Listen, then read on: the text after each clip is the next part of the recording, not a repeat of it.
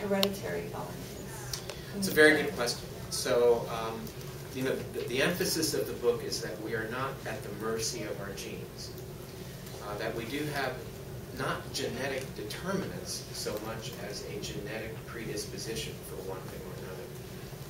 I did a Fox and Friends interview, and we were talking about what are concept preventing Alzheimer's disease.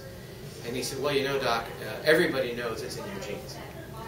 And either you're going to get it if your parents had it, or you're not. Well, the truth of the matter is nothing could be more off the mark. That we do carry genetic predisposition for these diseases, and you know, those of us who have a parent with Alzheimer's are concerned about it. But we now understand that we can, through this idea of epigenetics, change our genetic expression and profoundly reduce our risk. So, at least in terms of that degenerative situation. Now, you know, there are a variety of things that people have thought were just in our genes, but most of the ills that are commonly befalling mankind in Western cultures today are self-induced and are not inherited. You know, the severe inherited genetic disorders, people don't usually survive, even ultimately, you know, the fetus will die, the severe genetic disorders. But those that are beyond that, that allow survival beyond that, generally are pretty obvious at birth. And we're all sitting here wondering, well, what runs in my family? What are these genetic variations, what we call SNPs, SNPs, or single nucleotide polymorphisms? It means simply, what are the sort of genetic variations that I have that put me at risk for a particular illness down the line? Well, do I have a risk for diabetes? Do I have a risk for Alzheimer's? Okay, well, we might. And you know, in fact, 50% of you are going to have Alzheimer's if you live to age 85.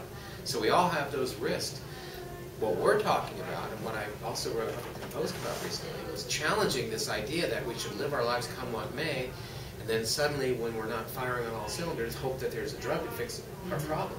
There is no Alzheimer's drug. There is no drug that effectively treats Alzheimer's disease in 2011 as we sit here today.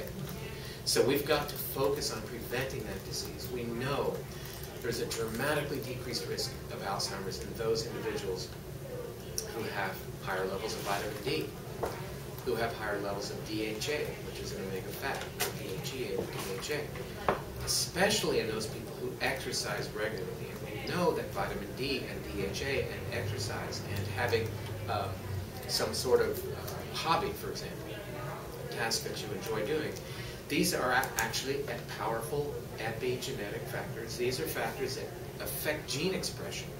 So in a very real sense, we are masters of our genetic destiny, and it is absolutely not predetermined.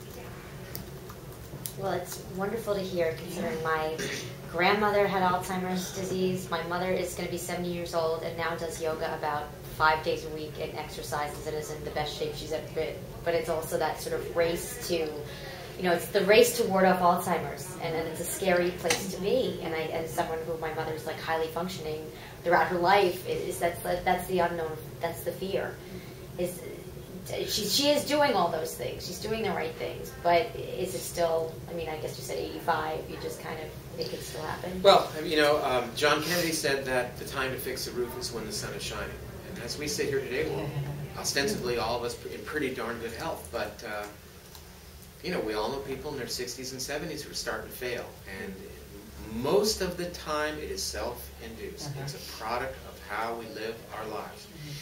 And people are not willing to accept that. They're not willing to accept the responsibility. The responsibility in many people's minds in Western cultures is with the drug company not being able to keep up by creating better pills for us to take.